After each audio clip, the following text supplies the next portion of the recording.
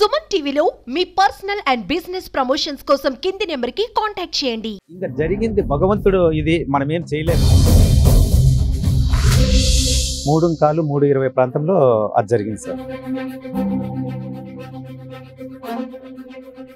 జరిగిపోయినాక ఎన్ని చెప్పినా మనము ఊరికే వేస్ట్. వాళ్ళంతా మిడ్ నైట్లో రావడము అదైతే సమంజసం అయితే కాదు సార్. 3 times నేను మధ్యలో నిలిపేశాను అంబులెన్స్. అదేవిధంగా నేను వస్తుంటే వాళ్ళు టకాని సైడ్లో ఉండేవాళ్ళు టకాని రోడ్డు మీదకి వచ్చేసారు. ఇంత మిడ్ నైట్లో నడుచుకుంటా వచ్చేది ఇది. ఈ మనుషులు టకానిగా వాళ్ళ చీరలు కూడా నల్ల చీరలు అదే విధంగానే ఉన్నాయి తప్ప వాళ్ళదేమి ఇదిగా లేవు సార్.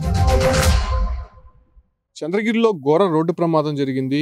ఏదైతే మదనపల్లి నుంచి తిరుపతికి వస్తున్నటువంటి 108 వాహనము అతి పొగ మంచు కారణంగా అటువైపుగా నడిచి వెళ్తున్నటువంటి యాత్రికులపైకి వెళ్ళిపోయినటువంటి పరిస్థితి. అయితే ఈ ప్రమాదంలో 2 చనిపోయినటువంటి నేపథ్యంలోనే దాదాపు 3 అత్యవసర పరిస్థితుల్లో అదే 108 హాస్పిటల్కి తరలించినటువంటి దృశ్యాలు మనం చూస్తున్నాము. ఇదే 108 అంటే మదనపల్లిలో కార్డియాటిక్ పేషెంట్కి సంబంధించి కొంత సీరియస్గా ఉండడంతో మదనపల్లి నుంచి సైరన్ వేసుకుంటూ కొంత జాగ్రత్తగానే డ్రైవర్ అనేది నడుపుకుంటూ వస్తూ ఉన్నాడు. అయితే వస్తున్నటువంటి క్రమంలో చంద్రగిరి నియోజకవర్గం నర్సింగాపురం వద్దకు రాగానే పొగ మంచు ఎక్కువగా రావడము, అదే రకంగానే ఎదురుగా ఉండేటువంటి వ్యక్తులు అదే రకంగా వాహనాలు కూడా కనిపించకపోవడంతో ఒక్కసారిగా 108 వాహనం అటుగా పొంగునూరు నుంచి తిరుమలకి పాదయాత్రగా వెళ్తున్నటువంటి భక్తులపైకి దూసుకెళ్ళింది. ఆ ఒక్క ప్రమాదంలో ఏదైతే అన్నమయ్య జిల్లా రామసముద్రం మండలం పెంపాలపందికి చెందినటువంటి పెద్దరెడ్డమ్మ, అదే రకంగానే సేగంవారిపల్లికి చెందినటువంటి లక్ష్మమ్మ ఇద్దరు కూడా చనిపోయారు. అయితే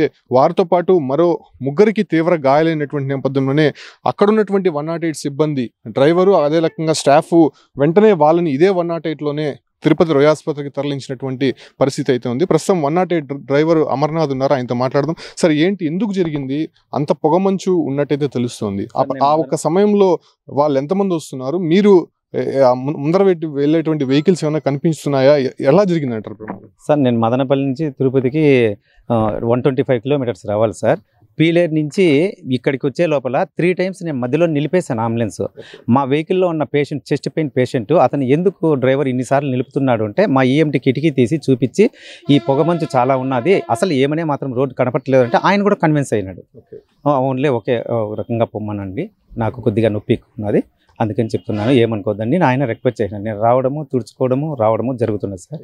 అదేవిధంగా నేను వస్తుంటే వాళ్ళు టకాని సైడ్లో ఉండేవాళ్ళు టకాని రోడ్డు మీదకి వచ్చేసారు. అదేవిధంగా చూడండి, నేను రైట్కి కట్ చేసింటే లెఫ్ట్లోనే తగిలింది. ఏం సార్, అందులో ఇంకొక విషయం ఏమంటే కన్నా, నేను 18 సంవత్సరాల నుంచి ఇదే 108లో నేను వర్క్ చేస్తున్నాను. అదేవిధంగా భక్తులు వస్తున్నారు, కాకపోతే ఎప్పుడైనా భక్తులు వచ్చేవాళ్ళు నైట్ 10, 11 వరకే వాళ్ళు నడిచేవాళ్ళు. ఇంత మిడ్ నైట్లో నడుచుకుంటూ వచ్చేది ఇది నేను ఫస్ట్ టైం చూస్తున్నాను సార్.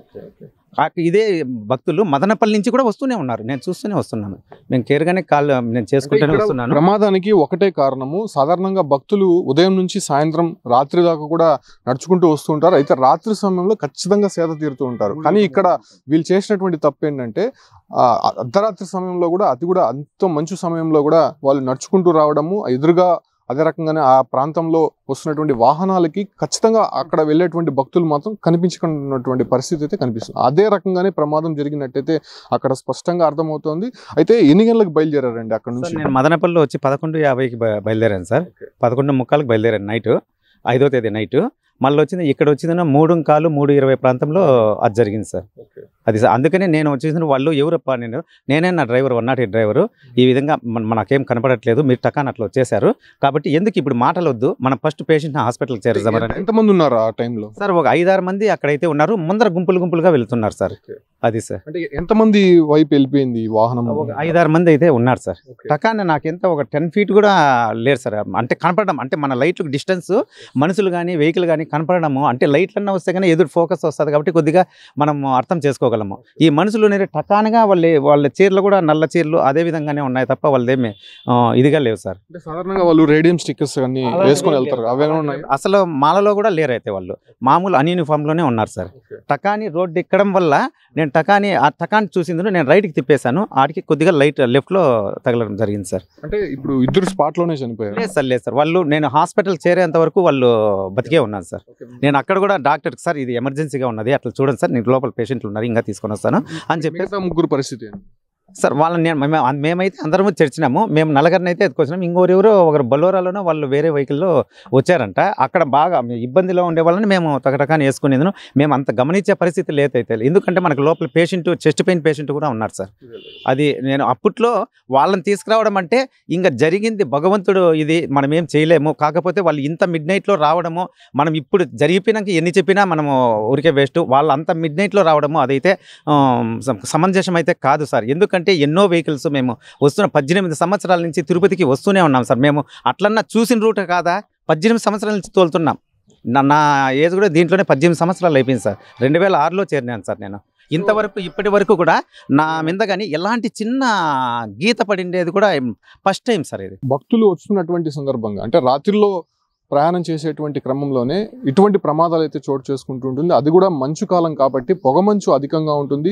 రోడ్లపై వెళ్ళే వారికి ఖచ్చితంగా ఒక రేడియం స్టిక్కర్స్ అన్న వెనకాల వేసుకోవాల్సి ఉంటుంది, లేకపోతే ఖచ్చితంగా రాత్రి సమయంలో అనేది పక్కన అయితే సేదతీరాల్సినటువంటి అవసరం ఉంది. ఒకవేళ అదే సమయంలో నడిచి వెళ్తున్నటువంటి క్రమంలో ఇటువంటి ప్రమాదాలు చోటు చేసుకునేటువంటి అవకాశం ఉంటుంది. ఎందుకంటే 108 కావడంతోనే అక్కడ లోపల ఉన్నటువంటి పేషెంట్ని కాపాడాలనేటువంటి ఒక ఆలోచనతోనే డ్రైవర్ కూడా కొంత వేగంగానే వస్తూ ఉంటారు. ఆ క్రమంలోనే ముందర సైరన్ వేసుకుంటూ అదే రకంగానే లైట్స్ కూడా పెద్ద ఎత్తున వేసుకుంటూ వస్తూ ఉన్నాడు. సో వాళ్ళు ఆల్ ఆఫ్ సడన్గా రోడ్డు పైనకి రావడము, ఒక్కసారిగా ఈ ఒక 108ని అదుపు తప్పి వాళ్ళని ఢీకొనడంతో ఇద్దరు చనిపోయినటువంటి పరిస్థితి. ప్రస్తుతం మరో ముగ్గురికి తీవ్రమైనటువంటి గాయాలవడంతో రోయా ఆసుపత్రిలో చికిత్స పొందుతున్నారు. ప్రస్తుతం 108 వాహనం మనం ఒకసారి గమనించవచ్చు, రైట్ సైడే ఎక్కువ కూడా తగిలినటువంటి పరిస్థితి. అంటే ఈ లోపల ఉన్నటువంటి పేషెంట్ని కాపాడేటువంటి క్రమంలో వస్తున్నటువంటి 108 వాహనము ఏదైతే లెఫ్ట్ సైడ్ వెళ్తున్నటువంటి భక్తులు ఒకసారిగా రోడ్డుపైకి రావడంతోనే ఈ 108 వాహనం వాళ్ళని ఢీకొంది. ఈ ప్రమాదంలో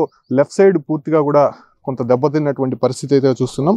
సో వచ్చేటువంటి భక్తులు కూడా అత్యంత జాగ్రత్తగా రావాల్సి ఉంటుంది. ఎందుకంటే హైవేల్లో వచ్చేటటువంటి వారికి కొన్ని ప్రికాషన్స్ తీసుకుంటే ఇటువంటి ప్రమాదాలు అయితే జరిగేటువంటి అవకాశం అయితే లేదని చెప్పొచ్చు.